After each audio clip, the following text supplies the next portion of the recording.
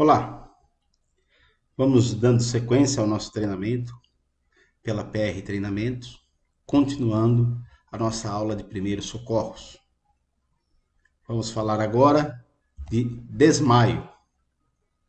O desmaio caracteriza-se por uma perda repentina da consciência. Ocorre quando o fluxo sanguíneo para o cérebro é interrompido. Muitas são as causas que geram essa interrupção. Ele pode deixar sinais e sintomas do desmaio. Pode ocorrer repentinamente ou precedido de sinais de aviso. Tontura, ver pontos escuros, náuseas, palidez, sudorese. A náusea, a palidez e a sudorese, quem está próximo consegue observar. A tontura e os pontos escuros, somente quem estiver passando pelo sintoma. Mas ele tem que comunicar isso a quem estiver próximo. Aí o que fazemos? O que fazer? O que podemos fazer neste momento?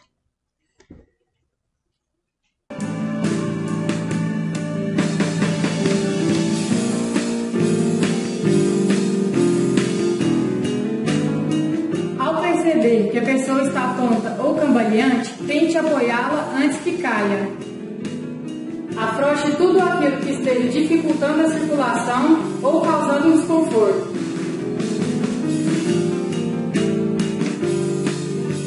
Com a vítima sentada, oriente que coloque a cabeça entre os joelhos e respire profundamente até que o mal-estar passe.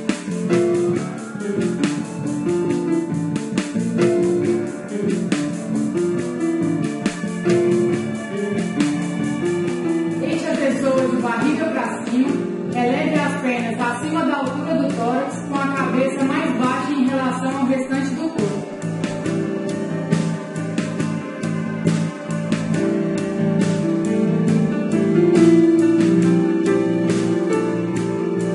Afrouxe roupas como camisa e cintos e retire os sapatos. Mantenha o ambiente arejado. Após recobrar a consciência, a vítima deve permanecer pelo menos 10 minutos sentada. Caso a pessoa não se recupere, ligue imediatamente 193, pois outros problemas mais graves podem estar associados. Então fica aí a colocação do Corpo de Bombeiro de Goiás. Nós passamos esse vídeo, que ele é bem informativo. E tá aí as duas fotos, né? O que fazer, o que não fazer.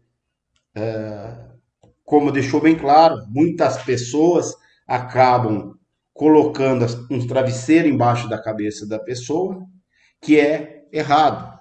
Porque se ela teve uma perda de oxigenação no cérebro, nós precisamos de fazer essa perda de oxigênio, recuperar, né, esse sangue voltar para o cérebro, e então nós devemos de levantar os pés, não a cabeça, conforme a figura abaixo.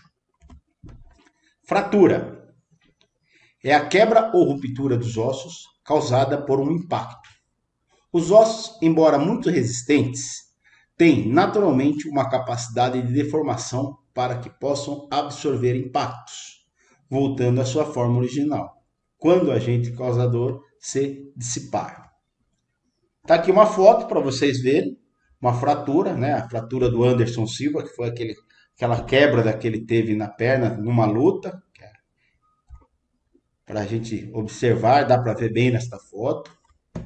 E temos dois tipos de fratura. Nós temos a fratura interna e temos a fratura exposta. A fratura interna também chamamos de fratura fechada, que ela não abriu a pele. E as duas, você, socorrista, pode ter a necessidade de efetuar o atendimento.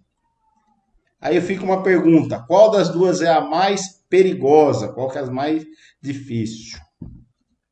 Então, a fratura exposta e uma fratura fechada, né? Aqui foi só uma torção, não dá para observar se tem a fratura ou não, mas eu preciso de tomar alguns cuidados para não fazer a movimentação e não prejudicar o meu atendimento de socorrista. Se caso tiver um sangramento eu preciso de cobrir este ferimento, estancar o sangramento e não tentar recolocar o osso para o local. Em caso de sangramento, o que fazer? Sangramento ele pode acontecer dentro do corpo, onde você não tem condições de visualizar, ou fora do corpo, onde está ali visível. E ele pode acontecer em qualquer local. Pode acontecer dentro de casa, na rua, ou até mesmo num ambiente como esse, numa academia, onde um aparelho desse pode cair na mão ou no pé e pode causar um sangramento. Agora nós vamos mostrar para vocês quais os procedimentos que você pode fazer quando você apresenta um sangramento visível. Temos exemplo aqui, um corte na mão.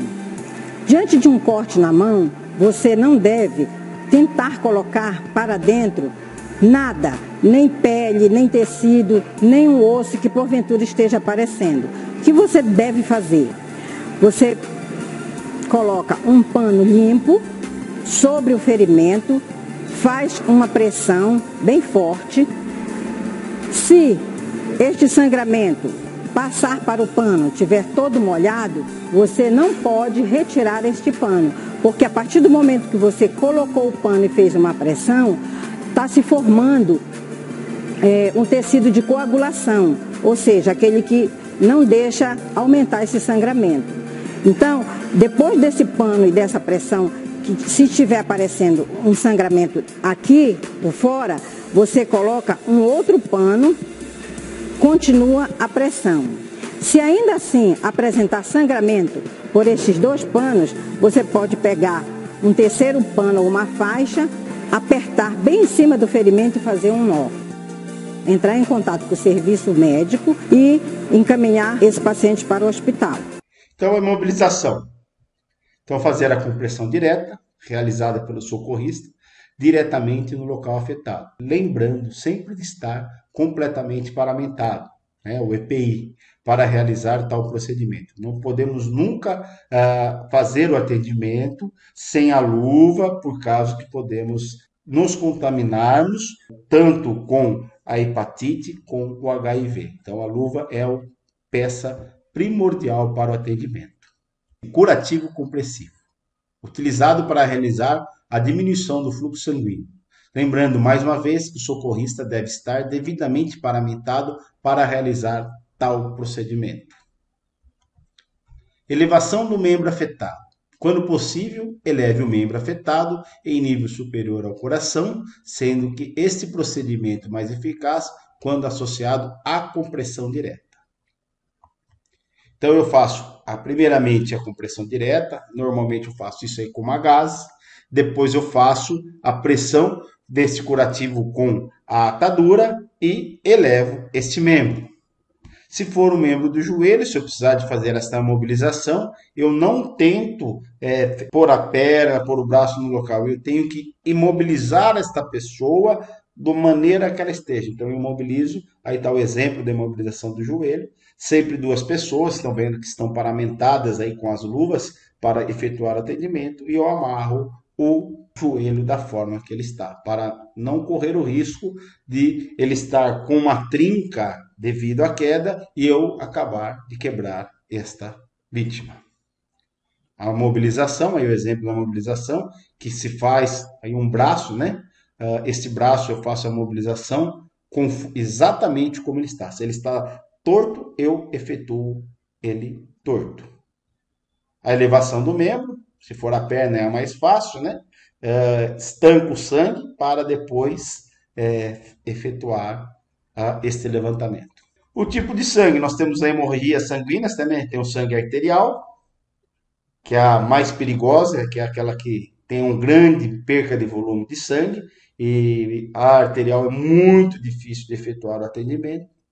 Eu tenho a venosa, que é aquele sangue que sai mais sujo, e eu tenho a capilar, que é aquele sangue que sai branquinho, sai limpo, mas ela é um sangue superficial. A arterial, muitas vezes, quando tem um sangramento arterial, a gente não consegue atender a vítima. A perca é tão rápida que ela vem a óbito. Hemorragia nasal, muito comum. Qual que é a correta? né? Qual que é a forma? Então, quando eu tenho uma hemorragia nasal, eu tenho que comprimir o nariz e levantar a cabeça. Está errado. Eu tenho que comprimir o nariz e abaixar a cabeça. Vamos fazer uma demonstração agora de um vídeo para vocês entenderem bem o porquê que eu tenho que abaixar a cabeça.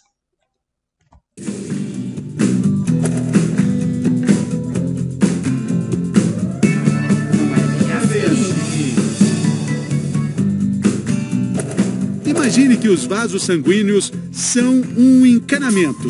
Os sangramentos nasais mais comuns acontecem quando algum desses caninhos mais próximos da saída das narinas se rompe. Normalmente, esse líquido vazaria para fora do seu nariz. Mas se você virar a cabeça para trás, aí ele vai para o seu estômago. Pois é, nossa faringe é um tubo compartilhado. Pelo nariz e pela boca. Por ela passam tanto o ar que a gente respira, quanto os alimentos que a gente come. Quando o sangue do nariz vai para trás, na prática, é como se você estivesse bebendo esse sangue. E o seu estômago, que não é de vampiro, não consegue fazer essa digestão direito. Aí, você pode ter náusea e enjoo. Claro que se ingerir o sangue não faz bem, deixar o nariz pingando por aí também não ajuda em nada, né? O que deve ser feito é consertar o vazamento nesse cano. Ajudar o seu nariz a cicatrizar esse vaso sanguíneo. É simples, é só assim. Quando o nariz sangrar, se sente numa posição ereta, pressione por fora a narina que estiver sangrando para ela não vazar e incline a cabeça para frente para evitar a ingestão do sangue. Ficando nessa posição só por 10 minutos, o sangue vai coagular. E fechar o vasinho rompido. Aí depois, pronto, é só lavar o nariz. Lava com cuidado. E não ficar no sol também por muito tempo. Fazer atividades físicas também não é recomendado, para evitar reabrir essa feridinha. E vale lembrar, sangrar um pouco pelo nariz é normal. Quando o tempo está seco, quando você dá aquela suada assim mais forte, ou quando você sofre algum impacto, né? Mas preste atenção, o sangramento tem que parar em 10 minutos no máximo. Sangramentos mais duradouros e fora dessas situações são sinais de alerta, pois podem ter como origem outras partes do seu encanamento de vasos sanguíneos. Caso você os tenha, procure um médico. Afinal, cada um tem que cuidar do seu nariz. Fica então o final dessa aula. Falamos do desmaio e falamos da fratura e da perca sanguínea. Obrigado, até a próxima aula.